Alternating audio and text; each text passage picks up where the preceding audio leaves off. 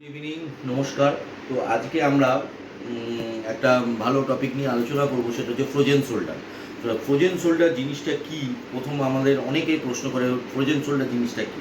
তো আমাদের আগে জানতে হবে যে ফ্রোজেন শোল্ডার হচ্ছে এমন একটা জিনিস যেটা অনেকে অনেক রকমভাবে বলে। অনেকে বলে রেসিডুয়াল ডিফর্মিটি, অনেকে বলে অ্যাডেসিভ ক্যাপসুলাইটিস, মানে আটার মতন আটকে যায়। হ্যাঁ, লিগামেন্টগুলো আটার মতো আটকে যায়। তো এই অ্যাডেসিভ ক্যাপসুলাইটিস বা রেসিডুয়াল ডিফর্মিটি বা ফ্রোজেন শোল্ডার তো আমাদের ফ্রিজড হয়ে যাচ্ছে। এটা কী কারণে হতে পারে? ডায়াবেটিক মেলিটাসের জন্য হতে পারে, তারপর ক্যালসিয়াম বা ভিটামিনের ডেফিসিয়েন্সির জন্য হতে পারে, ট্রমাটাইজ, বহু আগে ট্রমাটাইজ হয়েছিল তার জন্য হতে পারে, বা আপনার হেমিপ্লেজিয়া পেশেন্টদের ক্ষেত্রে হতে পারে। তো এই সব কারণে আমাদের ফ্রোজেন শোল্ডার হতে পারে, বা সিডেন্টারি লাইফস্টাইলের জন্য হতে পারে। তো আমাদের ফ্রোজেন শোল্ডার কিন্তু আমাদের জানতে হবে তিনটে স্টেজ হয়। প্রথম স্টেজে কিন্তু পেশেন্ট আসবে না আপনার কাছে।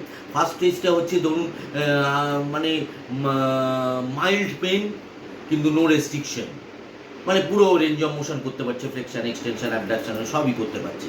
কিন্তু সেকেন্ড স্টেজটা কি হচ্ছে? Mild pain, mild restriction. আর থার্ড স্টেজে হচ্ছে মানে এক্সক্রুশিয়েটিং পেন এবং ওভারহেড অ্যাক্টিভিটিস রেস্ট্রিক্টেড। তো সেইখানে দাঁড়িয়ে আমাদের যদি ফার্স্ট স্টেজ বা সেকেন্ড স্টেজে পাই, আমরা খুব তাড়াতাড়ি রিকভারি হয়, পেশেন্টও স্যাটিসফাইড হয়, আমরাও কিন্তু করিয়ে স্যাটিসফাইড হই যে পেশেন্ট ইমপ্রুভ হয়েছে। তো সেখানে দাঁড়িয়ে আমরা সবসময় চাইবো যে ফ্রোজেন শোল্ডার পেশেন্টদের এক্সারসাইজগুলো মেনটেন করাতে, এবং এক্সারসাইজ করতে করতে যদি আমি কিছু কিছু এক্সারসাইজ দেখাবো, সেগুলো আপনারা বাড়িতে মেনটেন করুন। যদি আপনাদের এই করতে করতে ব্যথাটা আরও অ্যাগ্রেভেট করে, তখন স্টপ রাখবেন, ফার্দার কোনো কনসাল্ট করবেন। কেন, বিভিন্ন রকম ফ্রোজেন শোল্ডার বিভিন্ন কারণে হতে পারে। এগুলো আমাদের ক্লিনিক্যাল টেস্ট থাকে, ক্লিনিক্যাল অ্যাসেসমেন্ট উইথ ট্রিটমেন্ট। যেমন ধরুন আপনার দেখে নেবেন সুপ্রাস্পাইনেটাল, মানে বিভিন্ন টেন্ডন অ্যারেস্ট হয়ে যায়, মাসেল রিলেটেড এরিয়া, বহু মানে অনেকগুলো মাসেল আছে, মেন মাসেলগুলো আমি বলছি। ধরুন অ্যাপিলেস ক্যাচ টেস্ট, দেখুন এরকমভাবে ধরুন আমার রাইট সাইডে ফ্রোজেন শোল্ডার হালকা করে আছে, তো আমি এই অপোজিট সাইডে স্ক্যাপুলা এরকমভাবে চুল করছি, অ্যাপিলেস ক্যাচ টেস্ট বলে। এখানে অসহ্য যন্ত্রণা করবে করতে গেলে, তাহলে অ্যাপিলেস ক্যাচ টেস্ট আর পজিটিভ, সুপ্রাস্পাইনেটাল টেন্ডনাইটিস। এবার আপনি এমটি ক্যান টেস্ট এরকমভাবে করলেন, করে এরকমভাবে ডায়াগোনালি তুলে দিলেন, তাহলে তখন যদি এখানে যন্ত্রণা করে, তাহলে empty can test are positive, supraspinal tendinitis. তারপর আপনি পেনফুল আর্ক টেস্ট দেখুন, 0 to 60 ডিগ্রি পেশেন্টকে দেখবেন কোনো পেন নেই, 60 ডিগ্রি টু 120 ডিগ্রি দেখবেন পেন আছে, আবার 120 ডিগ্রি টু 180 ডিগ্রি কোনো পেন নেই। তা যখন এই সিমটমটা দেখতে পাবেন, তখন painful arc test are positive, তখন সাব অ্যাক্রোমিয়াল বার্সাইটিস মানে অ্যাক্রোমিয়াল প্রসেসে বার্সা মানে একটা সাদা পর্দার মতন থাকে, উইকানটা লেয়ারটা নষ্ট হয়ে যায়, তার ফলে একটা বোনের সঙ্গে একটা বোন ঘষা খায়। তো তার ফলে এই প্রবলেমটা আসে। ক্যালসিয়ামের প্রবলেমের জন্য ক্যালসিয়ামের ওষুধ খেতে পারেন, ভিটামিনের ওষুধ খেতে পারেন। যদি টেন্ডনে কোনো প্রবলেম থাকে, টেন্ডোকেয়ার 4 বা টেন্ডোনাইটিস যদি হয়, টেন্ডোকেয়ার 4 খেতে পারেন। এরপরে যদি ফার্দার কোনো প্রবলেম থাকে, ডক্টরের সাথে ডেফিনেটলি কনসাল্ট করুন। এক্সারসাইজ করলে কিন্তু যদি আরও বাড়ে, তখন আমাদের বিভিন্ন রকম মেশিন থেরাপি আছে এবং বিভিন্ন এক্সারসাইজ আছে, সেগুলো দেখাবো। এছাড়া মেন হচ্ছে ফ্রোজেন শোল্ডার যদি হয়ে থাকে, তাহলে আপনি একটা টেস্ট করবেন, এই ক্ল্যাভিকেলে হাত দেবেন, এই ল্যাটারাল এপিকন্ডাইলটা ফোরহেডে লাগানোর চেষ্টা করবেন, দেখবেন লাগাতে পারবে না পেশেন্ট, নয় ঝুঁকিয়ে দেবে, নাহলে এরকম লাগাতে পারবে না।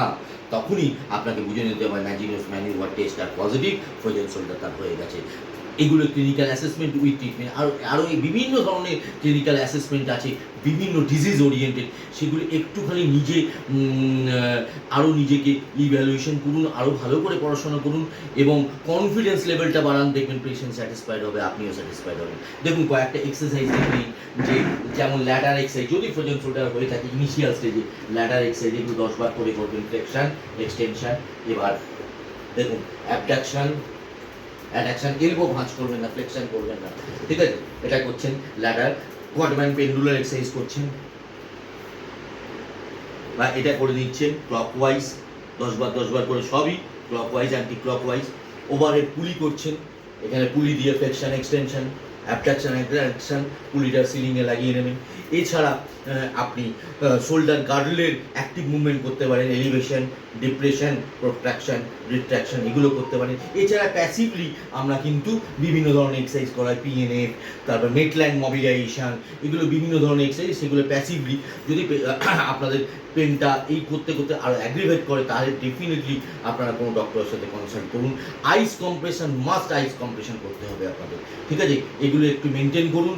আর শোল্ডারটাকে যখন রাত্রিবেলা শোবেন একটু এলিভেট পজিশনে শুন, তাহলে অনেকটা রাত্রিবেলা শোয়ার আগে আইস কম্প্রেশন দিয়ে এলিভেট পজিশনে শুন, দেখবেন সকালবেলা উঠে মর্নিং স্টিফনেসটা থাকবে না, এবং মর্নিং স্টিফনেসটা না থাকলে দেখবেন ব্যথাটা অনেকটা রিকভারির দিকে চলে গেছে, ঠিক আছে? এইগুলো একটু মেনটেন করুন। যদি আবার ফার্দার কোনো আরও প্রবলেম অ্যারাইজ করে এগুলো করার পর, তখন ডেফিনেটলি আমাদের ফোন করুন, আমরা যতটুকুনি পারবো হেল্প করার চেষ্টা করব। নমস্কার, ভালো থাকবেন।